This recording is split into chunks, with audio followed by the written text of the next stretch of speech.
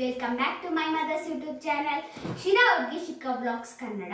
So ಇವತ್ತು ನಮ್ಮ ಮನೆಯಲ್ಲಿ ವರಮಹಾಲಕ್ಷ್ಮಿ ಹಬ್ಬಕ್ಕೆ ಕಜ್ಜಿಕಾಯಿ ಮಾಡ್ತಾ ಇದ್ದಾರೆ ನಮ್ಮ ಅಜ್ಜಿ ಮತ್ತೆ ನಮ್ಮಮ್ಮ.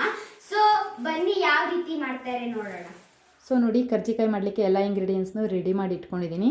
ಹುರ್ಗಡ್ಲೆ, ಕೊಬ್ಬರಿ ಚೂರು, ಬೆಲ್ಲ ಮತ್ತು ಹುರಿದಿರೋ ಕಡಲೆ ಬೀಜನ ಸಿಪ್ಪೆ ತೆಗೆದು ಕ್ಲೀನ್ ಮಾಡಿ ಇಟ್ಕೊಂಡಿದ್ದೀನಿ. ಶುಗರು, ಏಲಕ್ಕಿ ಪುಡಿ, ಇದಿಷ್ಟನ್ನು ನಾವು ಮಿಕ್ಸಿಲಿ ನೀಟಾಗಿ ಪೌಡರ್ ಮಾಡಿ ರೆಡಿ ಮಾಡ್ಕೊಳ್ಳೋಣ. ಸೊ ಬನ್ನಿ ನೋಡಿ, ನಾನೆಲ್ಲ ಮಿಕ್ಸಿಲಿ ಹಾಕ್ಕೊಂಡು ಪೌಡರ್ ಮಾಡಿ ಮಿಕ್ಸ್ ಮಾಡ್ಕೊತಾ ಇದ್ದೀನಿ. ಇದಕ್ಕೆ ನಾನು ಸ್ವಲ್ಪ ಶುಗರ್ನ ಹಾಗೆ ಹಾಕ್ಕೊಂಡು ಮಿಕ್ಸ್ ಮಾಡ್ತಾಯಿದ್ದೀನಿ. ಇನ್ನು ಸ್ವಲ್ಪ ಶುಗರ್ನ ಪೌಡರ್ ಮಾಡಿ ಹಾಕಿದ್ದೀನಿ.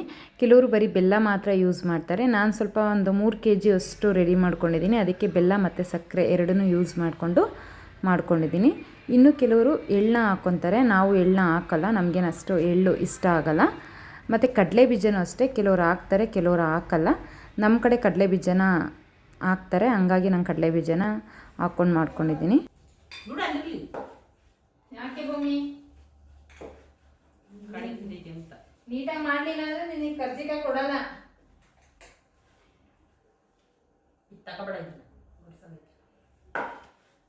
ಭೂಮಿ ಕರ್ಜಿಕಾಯಿ ಆಗೋವರೆಗೂ ಇಲ್ಲೇ ಕುತ್ಕೋಬೇಕು, ಎದ್ದೋ ಕೊಡ್ದೋ, ಆಯ್ತಾ?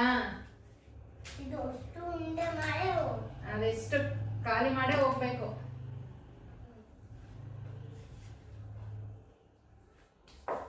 ಅದಿಷ್ಟು ಖಾಲಿ ಮಾಡಿದ್ಮೇಲೆ ಒಂದು ಕುರ್ಕುರೆ ಕೊಡಿಸ್ತೀನಿ. ಬೇಡವೆ ಕುರ್ಕುರೆ, ಬೇಡವೆ ಕುರ್ಕುರೆ ತಿನ್ನಲ್ವ ನೀನು?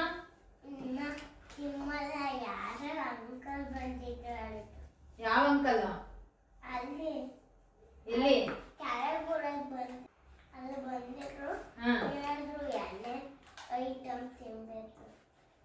ಏನ್ ಹೇಳಿರು? ಎಣ್ಣೆ ಐಟಮ್ ತಿನ್ಬಾರ್ದು ಅಂತ ಹೇಳಿದ್ರ? ಮತ್ತೆ ಆದ್ರೂ ನೀನ್ ಕುರ್ಕುರೆನೇ ತಿಂತೀಯಂತೆ.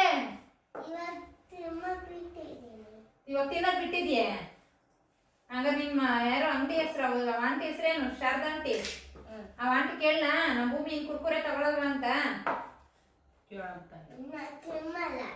ಇನ್ಮೇಲೆ ತಿನ್ನಲ್ವಾ ನೀನು? ನೋಡ್ತೀನಿ ಹಂಗಾದ್ರೆ ಇನ್ಮೇಲೆ ಕುರ್ಕುರೆ ತಿನ್ನೋದೇ ಇಲ್ವೇನೋ ಅಂತ. ಇವಾಗ ನಿಮ್ಮ ಮಾಮಗೆ ಹೇಳ್ಬಿಟ್ಟು ಕುರ್ಕುರೆ ತರಿಸ್ತೀನಿ, ನೀನ್ ಎದುರಿಗೆ ಇಕ್ಕಿರ್ತೀನಿ, ನೋಡ್ತೀನಿ. ನಾವು ನೋಡ್ ಹಂಗೆ ಸುಮ್ಮನೆ ಏನೇ ಭೂಮಿ, ನೋಡ್ಬಿಟ್ಟು ಹಂಗೆ ಸುಮ್ಮನೆ ಇಟ್ಟಿರ.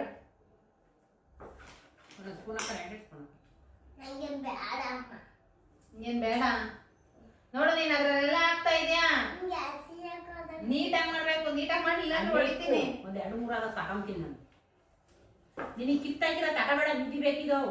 ಇದನ್ನ ತಗೋಬೇಡ, ಇದನ್ನ ತಕ.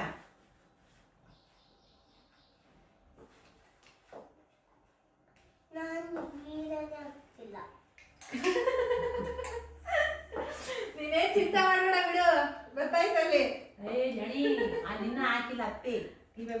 ಹೇಳು, ಟಿವಿಲಿ ಬರ್ತಾ ಇಲ್ಲ ಅಂತಲ್ಲ, ನೀನ್ ಟಿವಿಲಿ ಬರ್ತಾ ಇಲ್ಲ ಅಂತ. ಅದನ್ನು ನಾನು ಇನ್ನು ಇವಾಗ ವಿಡಿಯೋ ಮಾಡ್ತಿದ್ದೀನಿ. ಅದೆಲ್ಲ ಮಾಡಿದಾದ್ಮೇಲೆ ಹಂಗ ಹಾಕೋದು. ಟಿವಿಲಿ ಫಸ್ಟ್ ಫೋನಲ್ಲಿ ವಿಡಿಯೋ ಮಾಡಿ ಆಮೇಲೆ ಟಿವಿಗೆ ಹಾಕೋದು. ಆಮೇಲೆ ಸಂಜೆ ಹಾಕೊಡ್ತೀನಿ ಟಿವಿಲಿ.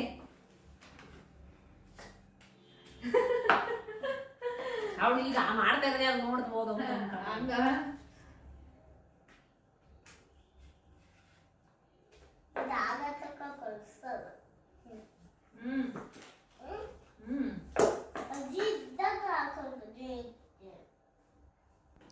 ಸೊ ನೋಡಿ, ನಾನಿವಾಗ ಎಣ್ಣೆಲಿ ಕರ್ಜಿಕಾಯಿನ ಫ್ರೈ ಮಾಡ್ಕೊತಾ ಇದ್ದೀನಿ. ಎಲ್ರಿಗೂ ಕರ್ಜಿಕಾಯಿ ಮಾಡೋದು ಗೊತ್ತೇ ಇರುತ್ತೆ. ಸ್ವಲ್ಪ ಕಲರ್ ಚೇಂಜ್ ಆಗೋವರೆಗೂ ಬೇಯಿಸ್ಕೊಂಡು ಎತ್ಕೊಳ್ಳಿ ಅಷ್ಟೇ. ನಾನು ಸ್ವಲ್ಪ ಜಾಸ್ತಿ ಕ್ವಾಂಟಿಟಿಯಲ್ಲಿ ಮಾಡ್ಕೊತಾ ಇದ್ದೀನಿ, ಯಾಕಂದರೆ ನನ್ನ ಮಕ್ಕಳಿಬ್ಬರು ಹಾಸ್ಟೆಲ್ನಲ್ಲಿದ್ದಾರೆ.